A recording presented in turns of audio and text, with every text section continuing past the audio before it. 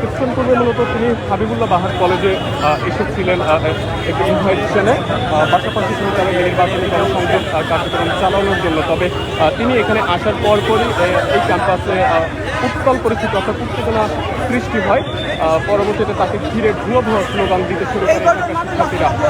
পরবর্তীতে তাদের স্লোগানে পাল্টাপাল্টি স্লোগান দিতে থাকেন নাসিরুদ্দিনের কর্মী সমর্থক যারা রয়েছে তারা। এবং এক পর্যায়ে তিনি কলেজ থেকে বের হয়ে যান এবং বের হয়ে এই যে সামনের সড়কটি রয়েছে সেই সড়কেই কিন্তু তিনি বসে পড়েছেন তার কর্মী সমর্থক সহ। বর্তমানে আমরা দেখতে পাচ্ছি যে তিনি এই মুহূর্তে এখানে বসে পড়েছেন এবং